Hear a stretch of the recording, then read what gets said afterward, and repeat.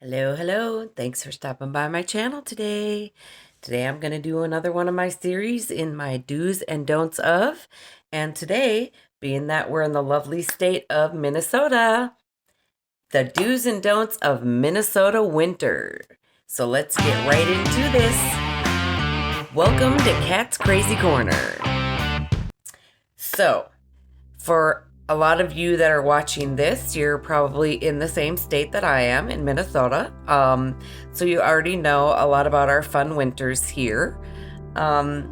Those of you that are watching from other states that may not have the snow that we do, and the cold, bitter cold winters that we have, this will be a learning experience for you, and maybe it'll prepare you if you ever decide to come and visit our beautiful state of over 11,200. I don't know. There's a lot of lakes here. Know that.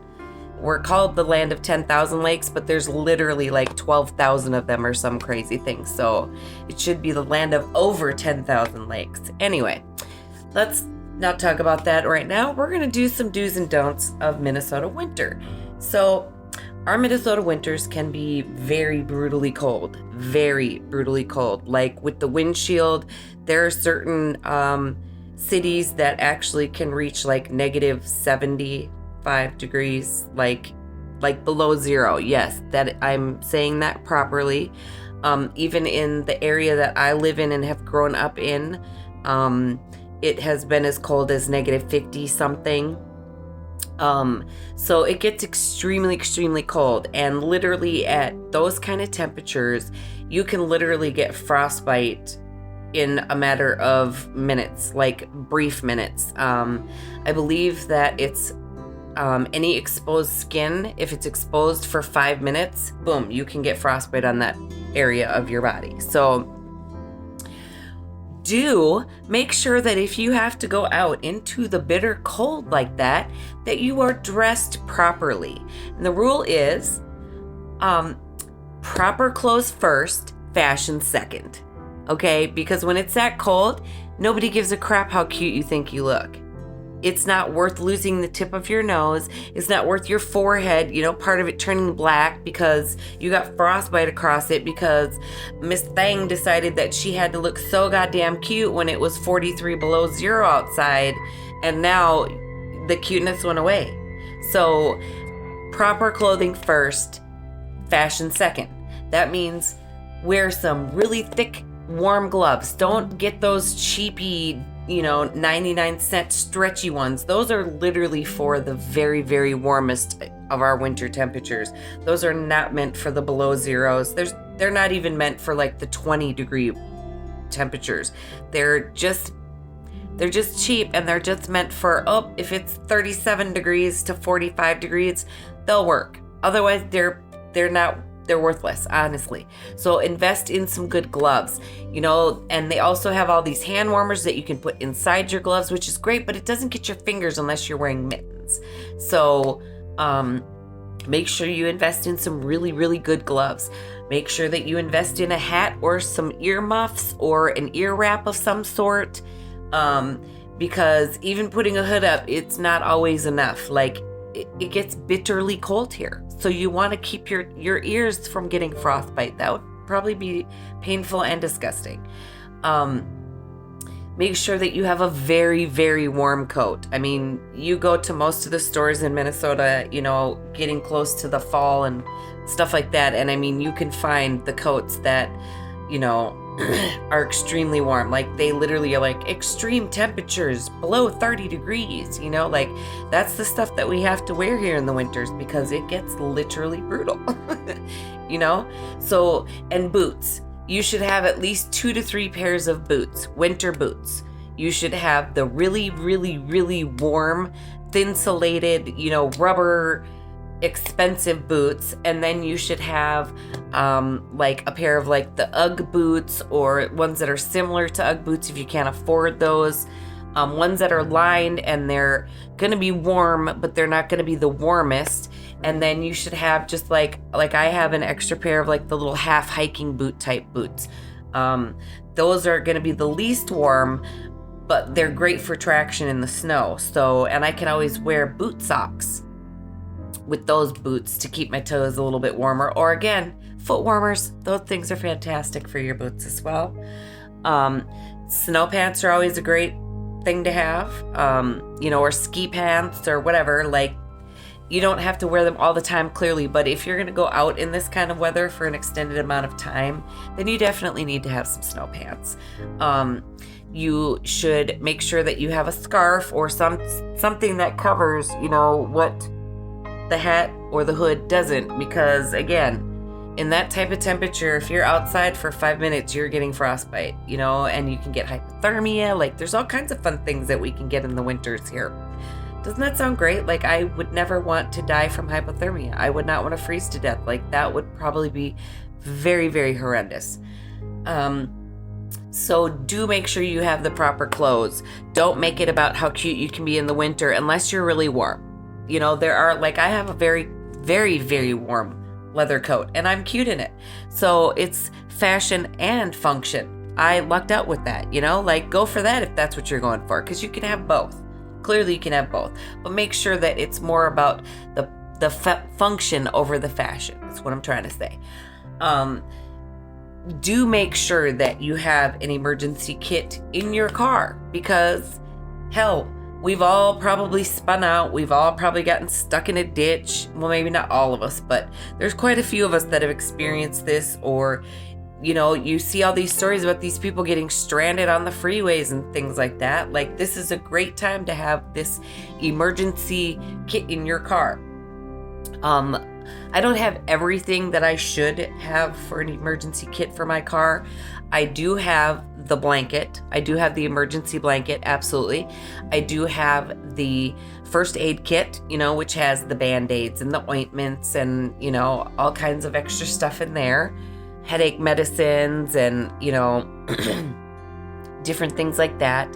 I also have 3 different chargers in my car. So in case one decides to out, I have, and I have one that actually has a plug into it. So that way, if I had something in my car, like I could carry a little heater, I guess, to plug into my lighter, I could do that, but I don't have that either. But I have a flashlight. I have a couple of lighters in my car. I have the tire gauge thing. I have extra washer fluid. What else do I have in my car? You want to have a snow brush, a shovel, an ice scraper. I have all of those except for the shovel, I'll be honest. I do have a flashlight in my car. Yes, I do. I just realized my car actually came with one built in, so I've got that covered.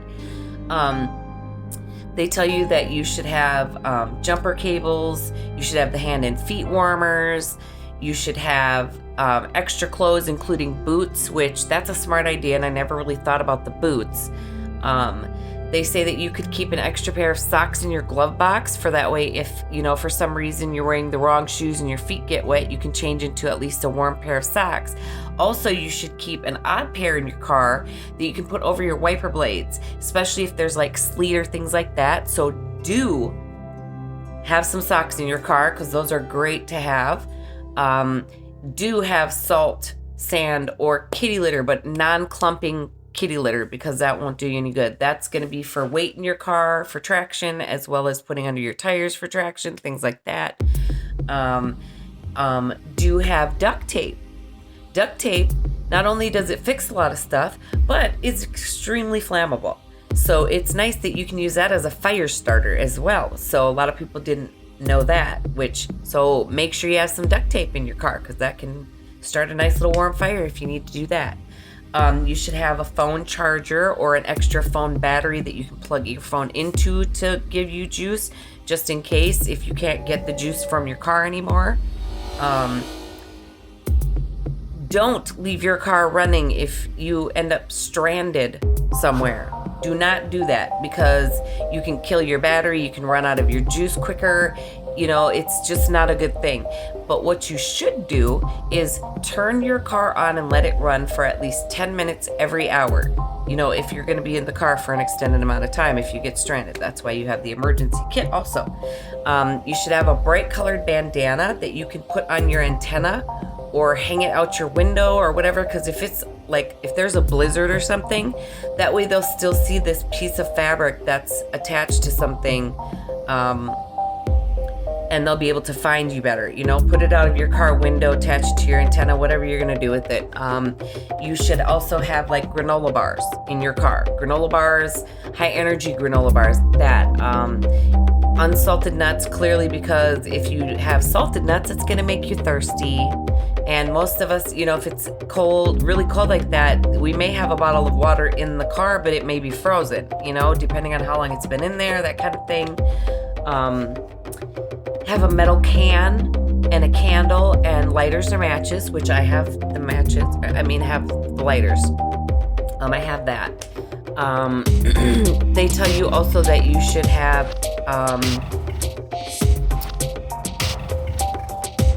a garbage bag, a large garbage bag, because it's very insulated. So you could like put your feet in it to help insulate your feet if they were getting cold. You could put it over your legs. You could pull it up over your torso. You could pop it over your head if you really need to, if you don't have the emergency blanket, things like that. So it's nice to have all these extra things, especially in our Minnesota winters, because you get stranded, and especially in some of these backcountry ass roads, there's not a lot of traffic to begin with. So you want to make sure you're fully prepared, okay? And if you do get stranded somewhere, do call 911. Call people, and as many people as you can, to try and figure out and find where you are. That's the other thing, is do pay close attention to the areas you're in, especially if you're on, these darker roads, these country roads, these lone roads where no traffic really goes down. Pay good attention to where you're at, so that way they can find you better if you do get stranded. Let's see. You can use old coffee grounds to put on ice on your sidewalk, on your driveway. It's environmentally friendly. Yes, it might be a little bit nastier when you go to wipe your feet, but that's why you keep a doormat outside, so that way you can wipe off those coffee grounds. Plus, they're pretty easy to clean up once they're dry. Honestly, you can just vacuum it up or sweep it right out. But they're a great alternative to, the ice melt and all that kind of stuff. Let's see. Don't travel alone in severe weather if you absolutely can avoid it. That way there's a buddy system. You have somebody else to help keep you warm. If you do get stranded, you both should have cell phones that are fully charged. Make sure that you do that. Make sure you fully charge your phone before you travel. And you should tell somebody like, hey, this is about what time I'm supposed to be, where I'm supposed to be at, and this is the way I'm going. Because if you tell somebody which way you're traveling, that way if something does happen and you call, they know the exact route you were going, and they can get you help quicker, as well as maybe they can come and help save you if, that's something that they can do. Don't run on ice. Don't run on ice. Honestly, you will hurt yourself. Ice is. Do you know that approximately 60 people in the United States every year die as a result of an ice fall? 60 people. Okay, so yeah, that's not an extremely high number considering how many millions of people there are in the world, but that's still a scary thought that 60 people, over 60 people, die every year because of a slip on the ice. Don't be stupid about the ice. It's not a game, honestly. Do put down some sort of, ice melt or coffee grounds or something on an area that other people are going to travel on, because, that's the thing. If someone slips and hurts themselves severely or even dies, their family can hold you accountable for that. And you don't really need all that kind of stuff, do you? No, you really don't need that kind of hurting. Driving in Minnesota, do slow down, especially when the roads are slippery and icy. Don't be that a-hole weaving in and out or going extremely fast because you feel like you have a superpower that the rest of us don't, because every vehicle can go into a ditch. Every vehicle, no matter what kind of tires, it doesn't matter. You could have the Batmobile, and he's still going to end up in a ditch if you hit that black ice. Black ice is not a joke. So don't be that a-hole and just drive recklessly in the ice and snow, because you're going to end up hurting somebody or, hurting yourself, ending up in a ditch or something. Don't follow some of these crazy things that you see on the internet that tell you the things that you should do in the wintertime. Don't put 2-inch screws in your tires for better traction in the winter. That is absolutely false, okay? But do go get some winter tires if you're really concerned about it, or get the all-weather tires. But do not put screws in your tires for traction. You're going to end up with flat tires and have to replace all of them because of your stupidity. They also have traction things that you can buy for your tires. So don't put screws in them. Don't do that. Also, don't put sandpaper on your windshield wipers and turn it on high because there's ice on your windshield. It's going to completely F up your windshield. Your windshield is going to need to be replaced because that's all it's going to do is scratch the living hell out of your windshield. Don't do that. You can go I've had a few different automobile cover things that just go over the front, which now I'm super excited because I found one that actually goes over the whole car. So all your windows are taken care of, although it looks like a lot of work. And being that I'm short and I have an SUV, my SUV is big as hell already. Like, that looks like a lot of work. So I may not get that. The main part of it I'm concerned with is the windshield. It's fantastic. It literally covers the whole windshield, covers my side mirrors. Like, if it snows, if it's sleeting out, if it's icy, like, I can literally just pull that cover right off. I don't have to clean anything off of my car. So do invest in one of those. Don't use sandpaper. Don't use sandpaper. Okay? It's just going to wreck it. It's just going to wreck it. Okay? Do try to enjoy some of the winter that you can. There's all kinds of activities you can do in Minnesota with all this snow. You can go tubing, sledding, skiing, snowboarding, snowmobiling. There are people that go fishing on the ice fishing. I have never done it myself, but I have been on a frozen lake before. I've driven on one and stuff. But there's lots of activities you can do. Go ice skating. You can go ice skating. There's ice hockey rinks. There's just ice skating rinks, like, all over the place. People make them in their backyards and stuff now. Like, they make their own little backyard ones that they can let their kids play in and stuff, which is pretty neat idea, but that's a lot of work too.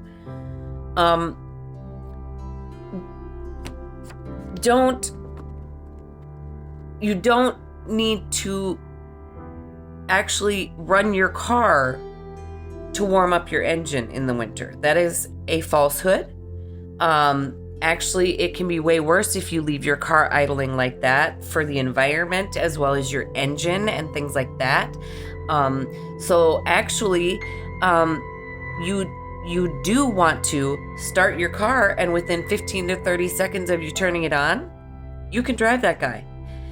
You might have personal reasons for starting and leaving your car on so it can defrost and things like that, but don't just leave it sitting for, a half an hour. Like, that's ridiculous. Like, turn it off. Like, it's bad for the environment. It's bad for your engine. It's bad for the car. So just don't do that. Like, especially leaving your keys in the ignition. There's too many people that will steal a car and they will just take your car and be gone. And now you're just, because you decided to leave your car running. Like, just don't do that. Another tip, if you're stranded somewhere, is don't eat snow.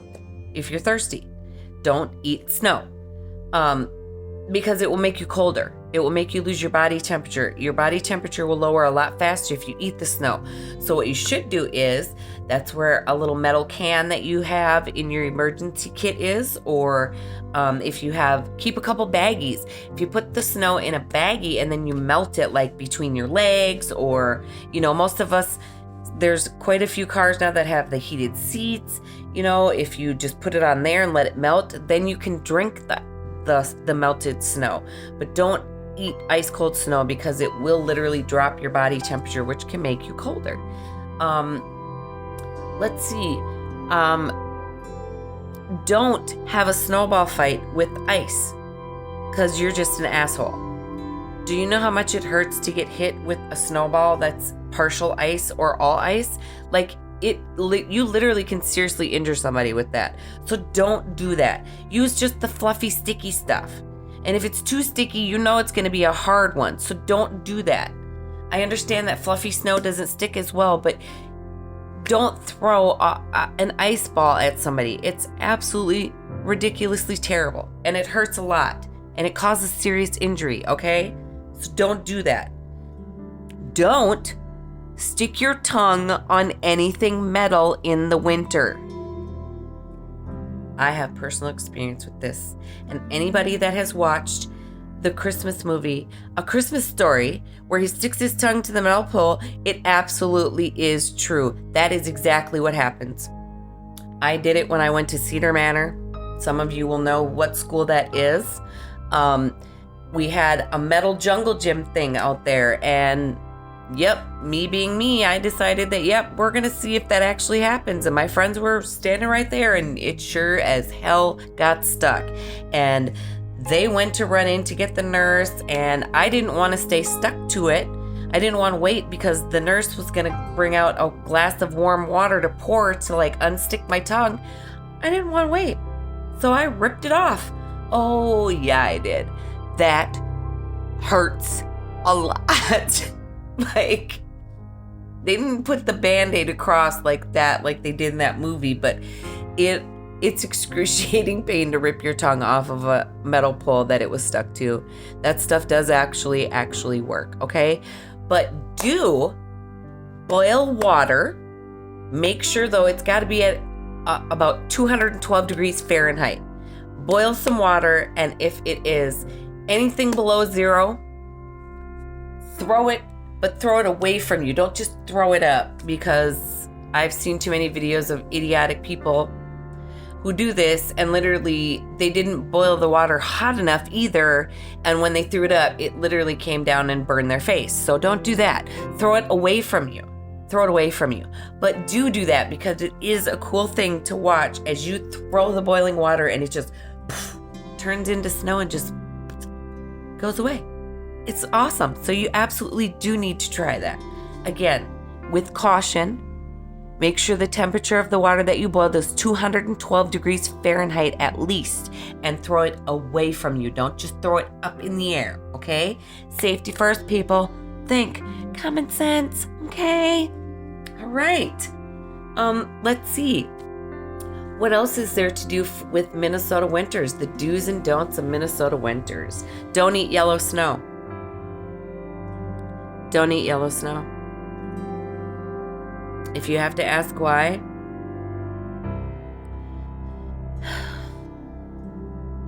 don't eat yellow snow ever. Ever. Do, especially for men. Women, ladies, this is a lot harder for us, clearly, unless you get one of those little, those, I can't remember what the hell they're called, but you know what I'm talking about, the little lady urinal thingies. That's the only way you'd be able to write your name in the snow, is with one of those. So, ladies, it's a lot harder, but men, this is intended for you. Absolutely write your name in the snow in your pee. It's a tradition. It's just something you have to do when you come to a state where you've never seen snow before or been around snow. You have to do it. You absolutely have to. Ladies, you can just pee in the snow. I mean, you can maybe swirl around a little bit, make a little cute design or something. But it's kind of hard for us anyway, because, unless you have one of those little lady things that you can aim it at, it's not going to work for us. So don't do that. And do build snow forts and stuff. It's so cool to do that. Do look for a recipe on how to make snow ice cream. Yes, it's not the best and it is kind of bland, but hey, it's fun to make with your kids and stuff. So do try to enjoy that kind of stuff with your kids, You can go snowshoeing. There's cross-country skiing too. So do those kinds of things. Enjoy time. Stay warm. Function before fashion. Make sure that you have the proper stuff. Slow down on the roads. And your Minnesota winters can be quite enjoyable. I hope you enjoyed my video. Please don't forget to like and subscribe. Share with your friends. Tell them to come on over to Kat's Crazy Corner. Again, leave in the comments if there's any of these do's and don'ts series that you'd like me to cover or try to cover, or if there's just a topic you want me to discuss and talk about. See you later. Bye-bye.